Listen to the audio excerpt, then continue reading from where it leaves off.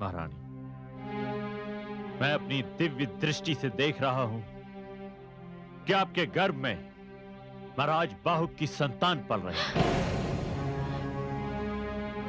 और गर्भवती स्त्री आत्महत्या का पाप नहीं कर सकती। क्या? हाँ महारानी करुणामयी, ये सत्य है। ये सत्य है कि आप इक्ष्वाकु वंश को एक संतान देने वाली हैं। यह सत्य है कि आपको पुत्र की प्राप्ति होने वाली है।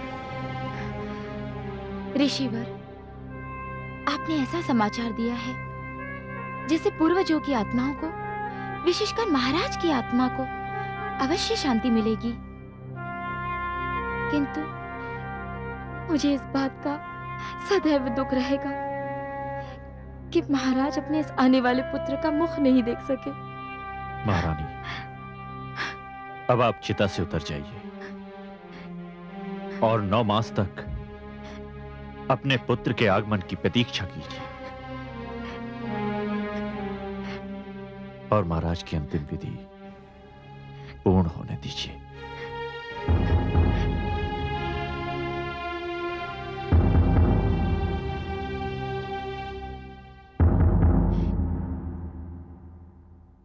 महाराज, क्षमा कीजिए, मुझे अपना निर्णय बदलना पड़ रहा है, परंतु आपकी आत्मा प्रसन्न हो रही होगी कि आपका उत्तराधिकारी आ रहा है, आपकी वंश परंपरा आगे बढ़ रही है।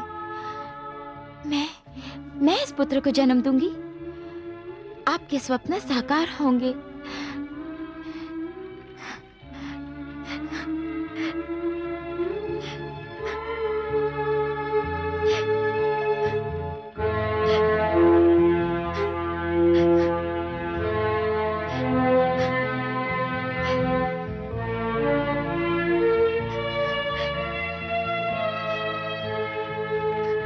पुरोहित जी, आप अपना कर्तव्य पूरा कीजिए।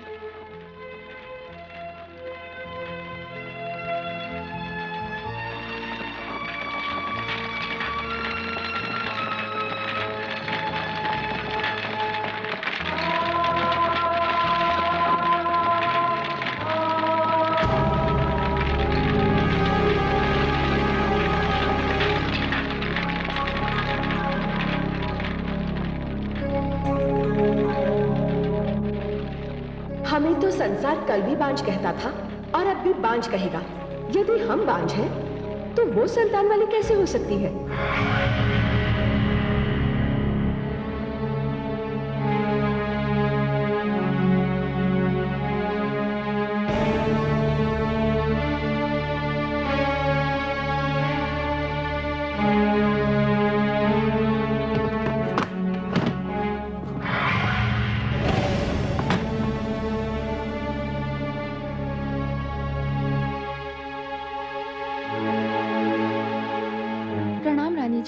ये तो बता, कार्य हुआ कि नहीं? कैसे ना होता? ये देखिए, शर्करा लाई हूँ। इसमें एक विशेष प्रकार का विष है। इसके खाने से महारानी करुणामयी की संतान उनके गर्भ में ही नष्ट हो जाएगी, किंतु इसका उन पर कोई प्रभाव नहीं होगा। नहीं नहीं, ऐसा नहीं होना चाहिए। मैं ऐसा कदापि नहीं होने दूंगा।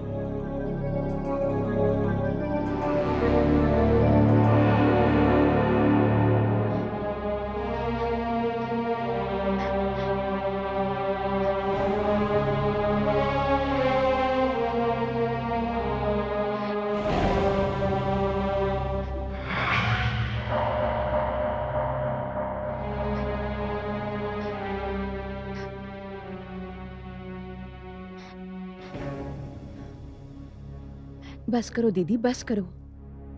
जो होना था सो हो गया। इतना विलाप करना होने वाले बच्चे के लिए ठीक नहीं है। तुम्हारे लिए कुछ मिष्टान में बना के लाई हूँ। तुम सब मुझसे कितना स्नेह करती हो। जब से पुत्र प्राप्ति का समाचार मिला है, तब से तुम लोग मेरा कुछ अधिक ही ध्यान रखने लगे हो। क्यों नहीं, आप हमारी बड़ी बहन के समान हैं। और फिर इक्ष्वाकु वंश के लिए आप उत्तराधिकारी जो देने वाली हैं। लीजिए ना दीदी, लीजिए मिष्टान, खाइए।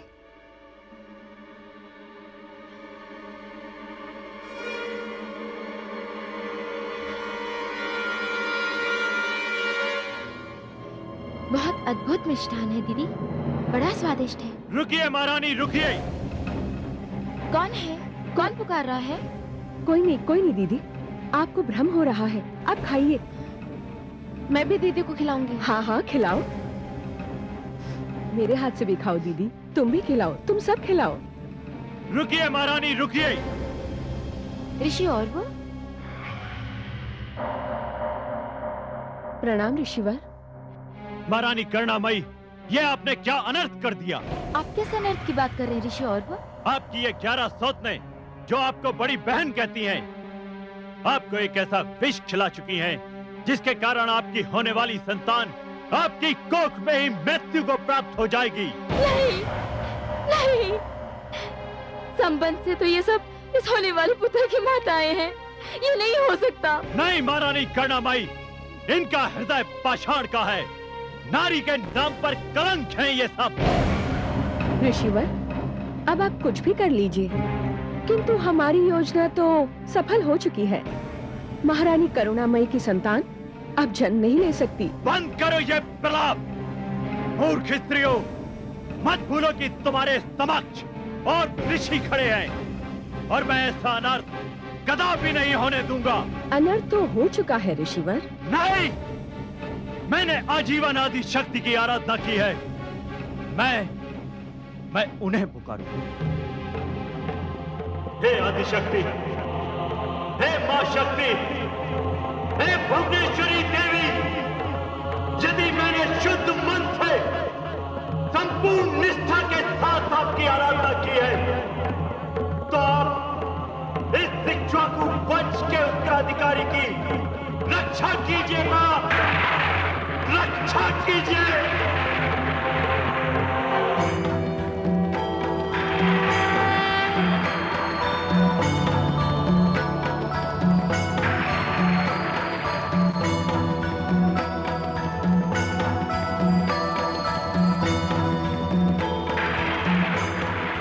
और आप चिंता ना करें, इस बालक पर विष का कोई प्रभाव नहीं होगा।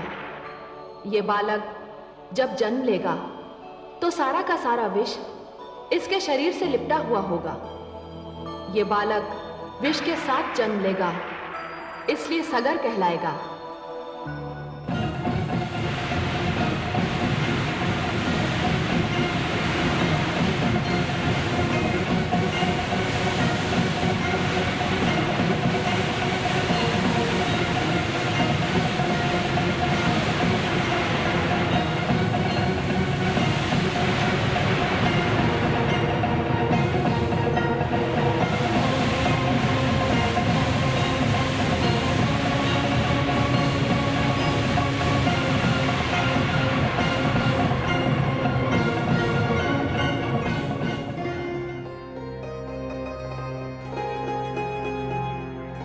लीजिए महारानी करुणामयी, आपके बालक की रक्षा तो हो गई।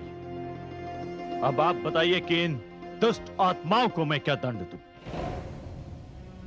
ऋषिवर, हमें क्षमा कीजिए। क्षमा?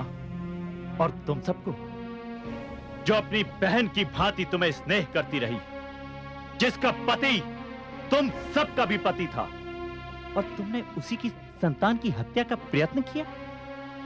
तुम्हारा यह अपराध क्षमा के योग्य नहीं है। हे ऋषिवर, मेरी संतान की रक्षा तो हो गई, अब इन्हें कोई दंड देना उचित नहीं होगा। मेरी विनती है आपसे, आप इन्हें क्षमा कर दीजिए। ठीक है महारानी करुणामयी, आपकी विनती के कारण मैं इन सबको क्षमा करता हूं, पर आज से आप मेरे आश्रम में रहेंगे। जी ऋषिवर, जो आज्ञा। और इन सबको मैं ईश्वर और प्रकृति के न्याय पर छोड़ता हूं। चलिए माना, आइए आइए।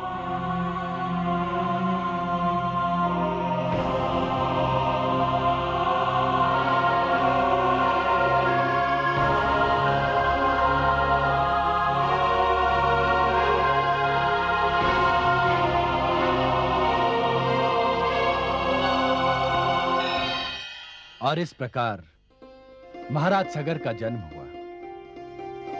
उनका पूरा शरीर विष में लिपटा हुआ था, किंतु माता आदिशक्ति की कृपा से उनके प्राणों की रक्षा हुई। पुत्र, तुम्हारे पूर्वज महाराज सगर की जन्म कथा बहुत रोमांचक है। महाराज सगर बालपन से ही बड़े साहसी और वीर थे।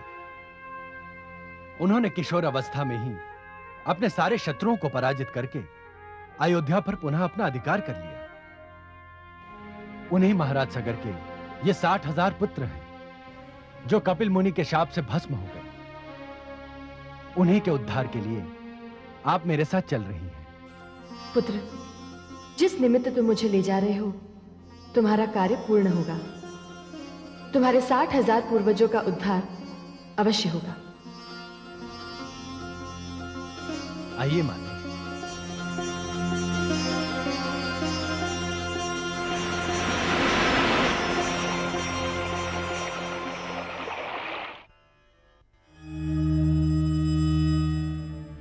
प्रणाम पिताश्री।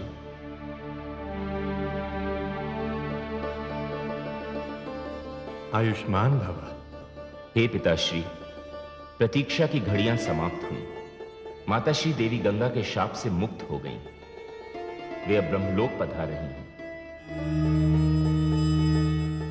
आइए देवी, आपके यहां से जाने से ब्रह्मलोक सूना हो गया था। ज्ञान और कला का प्रसार रुक गया था। महादेवी, यदि शाप की घटना ना घटी होती तो संसार को आपके दिए गए ज्ञान तथा वरदान कला से इतने दिनों तक वंचित न रहना पड़ता। किंतु देवी, कभी कभी शाप वरदान सिद्ध हो जाता है, तो कभी कभी शाप शाप ही रहता है। आपने देवी गंगा को जो शाप दिया वो धरतीवासियों के लिए तो वरदान सिद्ध हुआ, किंतु देवी गंगा ने आपको जो शाप दिया वो सारी सृष्टि के लिए शाप ही सिद्ध हुआ। आप सत्य कहते हैं आदि प्रजापति। पृथ्वी पर जाने के पश्चात ही मुझे इसका ज्ञान हुआ कि संसार में कितना अधिक अज्ञान फैला हुआ है, कितनी अधिक अशिक्षा है। हे आदि प्रजापति, अब मुझे अपने ज्ञान के प्रसार की गति को अधिक तीव्र करना पड़ेगा।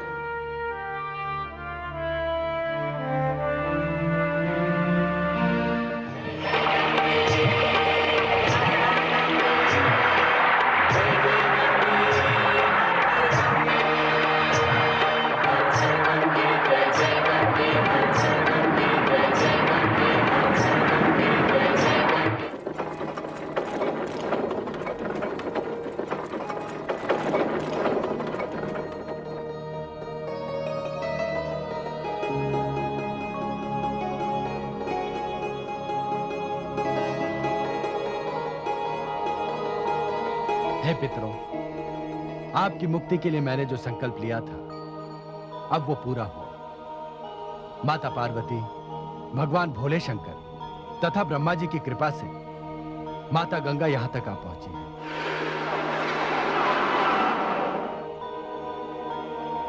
पुत्र भगीरथ, तुम धन्य हो। तुम्हारे कारण हमें मोक्ष प्राप्त हो रहा है, हमें मुक्ति मिल रही है। तुम धन्य हो पुत्र, तुम धन्य हो।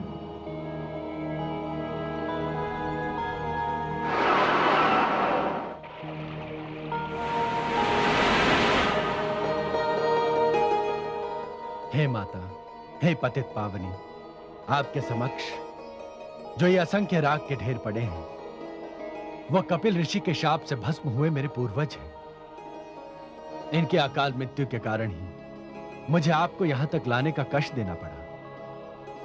हे माता, अब इनका उद्धार कीजिए, इनका उद्धार कीजिए माता। पुत्र भगीरथ, अपने कल्याण के लिए तो हर व्यक्ति प्रयास करता है, किंतु दूसरों के कल्याण के लिए जो प्रयास करता है वो राजर्षि भगीरथ कहलाता है। इसके पश्चात अब संसार मुझे भी भगीरथी के नाम से जानेगा। पुत्र, अब तुम्हारा नाम ही मेरी पहचान बनेगा। तुम्हारी इच्छा अनुसार मैं तुम्हारे पूर्वजों को सद्गति प्रदान करती हूँ।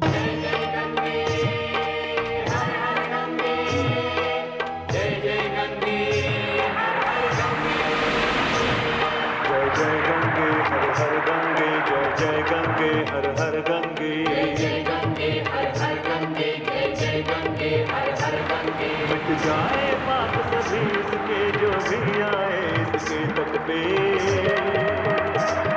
जय जय गंगे हर हर गंगे, जय जय गंगे हर हर गंगे, जय जय गंगे हर हर गंगे, जय जय गंगे हर हर गंगे।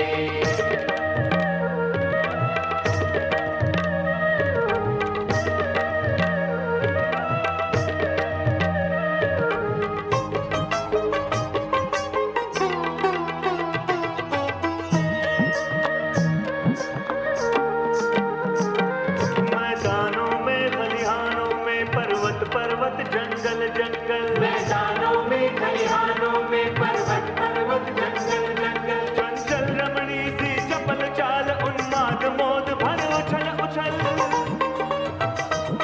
इस आर्यव्रत की धरती की पहचान बनी है ये गंगा, बनी है ये गंगा। कल्याण करे जगमानस का भगवान की जैसी है गंगा। गंगे हर हर गंगे, जय जय गंगे हर हर गंगे। बन गए तीर्थ जिस ओर गई,